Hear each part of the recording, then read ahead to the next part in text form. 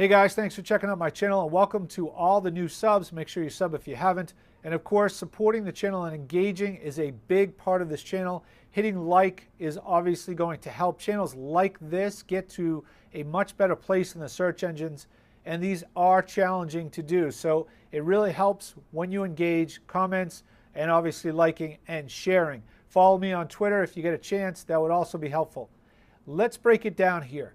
I don't think we know whether there's a charade and really the Wizard of Oz is bigger than we even believed, or there's even just the smallest potential of Donald Trump trying to make changes slowly along the way. Time will tell. There's a lot of things that deserve to be questioned, and they will be questioned on this channel. Unfortunately, right now, we can't get to that because we're too busy defending what Donald Trump is doing. In a report demonstrating the collapse in diplomatic relations between the current and previous president, the Wall Street Journal wrote overnight that rapport between Barack Obama and Donald Trump has unraveled, with Trump convinced that Mr. Obama is undermining his nascent administration, while Obama is furious over Trump tweets accusing him of illegal wiretapping.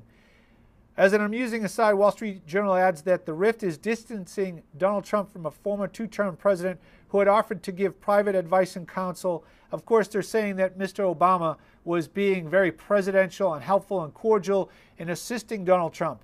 Those of us that have been paying attention even remotely know that that is so far from the truth, it's almost laughable. It's almost a punchline to a joke. Donald Trump has fallen into a couple of the traps, taking care of a couple of them. I've gone over those here, and he laid landmines left and right for Donald Trump. If you've watched the Democratic, the DNC, the Democratic campaign along the way, you saw lob after lob after lob of things that would accuse Donald Trump of being associated with Putin and Russia. And meanwhile, we have multiple issues around the world, and they continued to spoil the well on purpose so that if he won, of course, I'm not sure they weren't waiting for him to lose, but if he won, the idea was that they would continue to create these landmines and booby traps so that he would fall into them and fail no matter what he did. Whether real or imagined, Trump and other White House officials believe that Obama loyalists sprinkled throughout the federal bureaucracy are behind leaks that are damaging his personnel. For what I'm hearing, Trump's people think Obama is at war with them. And I don't think that it's Obama, so I want to make sure we're clear on this. Obama is a figurehead. All he is the figurehead of a much bigger issue. If you fall into the distraction that this is Obama versus Donald Trump, you have missed the much bigger problem. Now, of course, we know that Obama is a major issue, and he's just been the funnel for all the problems that we've watched over the years. But now we're seeing that if you look back, a lot of these problems are repeating problems, whether you're looking at the Democratic Party or you're looking at the Republican Party. How much of a difference does it really make? So very little difference. So whether, of course, Holder and Obama were a major team that were allowed to get away with quite a few different things, there's a litany of issues that we've never had cleared up and never had verified as to be obviously whether they did it or didn't do it. Nobody has been held responsible for all the different things from Fast and Furious to different issues that occurred during the bank bailouts. We got to keep in mind, though, that this has been going on for a long time, and George Bush himself was actually the person that signed off for Paulson to get the bank bailouts to happen. We now see, of course, zero interest rates pretty much around the world, either close to zero interest rates, although there are some exceptions to that rule, like India and China. But we also see in many places negative interest rates, and it continues to decline, and GDP continues to trend down. Now, these are from World Bank estimates and, of course, the IMF. So we know that these aren't just GDP estimates made by the U.S. They're actually global estimates, and there are some countries that are growing, but overall, as an average, we continue to decline. Now, one of the big questions becomes, what happens next? Now, obviously, we've had a very long, quote, recovery in this small expansion. And yet corporate profits have only recently started to rise. And of course, so have their expenses. So we look at unemployment, and we're being told that we have this incredible under 5% unemployment. And yet labor statistics show that the participation rate is still at historical lows, meaning that the large majority of people still that are underemployed cannot get the type of job that they need or want. Many of them are working multiple jobs or getting paid less.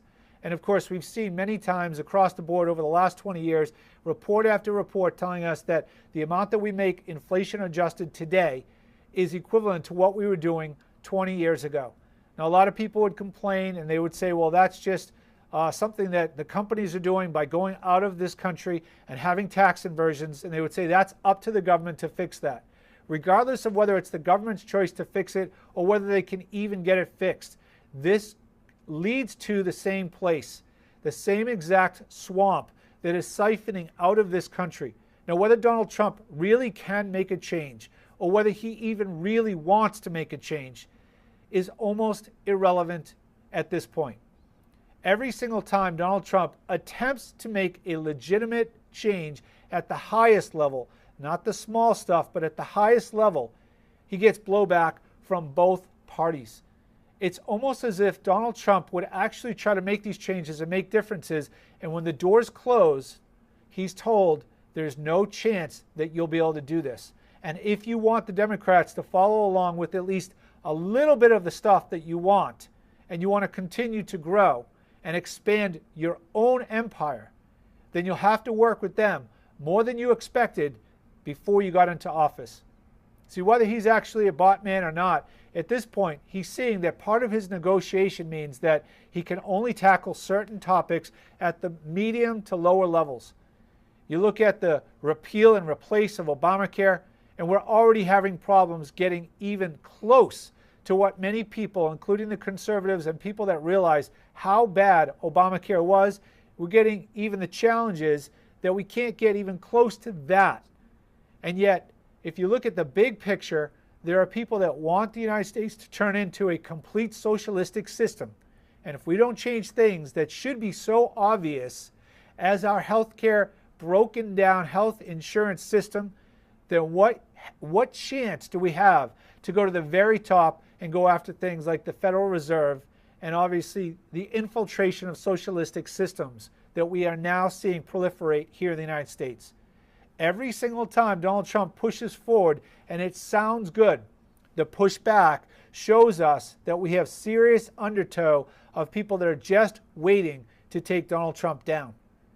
Now, even if Trump did a great job as the average president and never touched upon the much bigger issues that are causing the cancer in our societies here, the problem is every single time we look at that, the next recession, possibly depression, is right around the corner. And we now see numbers that are basically guaranteeing a trend down. The question is there anything that can be done at a federal level at this point?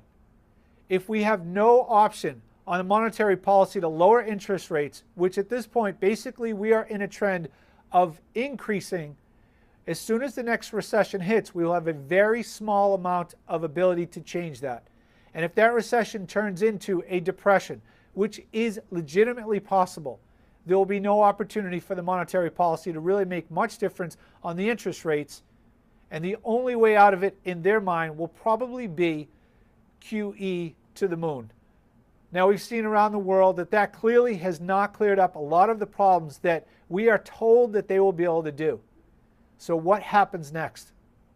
If you're not looking at all the numbers that I'm looking at in the charts that I've put up here, I strongly suggest you do your own research and your own homework to see what is actually happening. Donald Trump is only one man. He has a lot that he could probably do.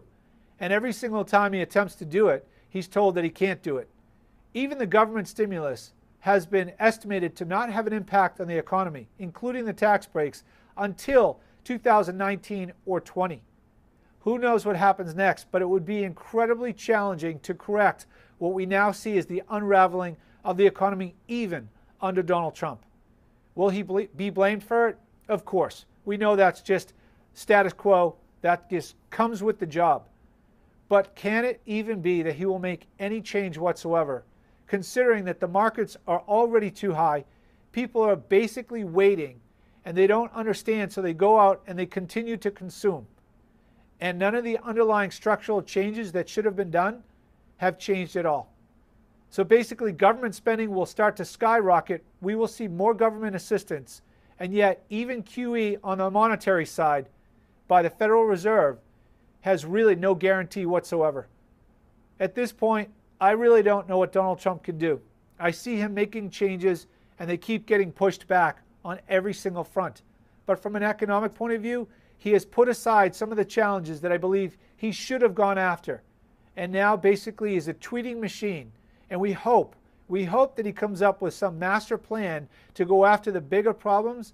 And yet he has shown us in the first 3 months that he's basically not interested. So what happens next, no matter what Donald Trump does, it is up to us to take control.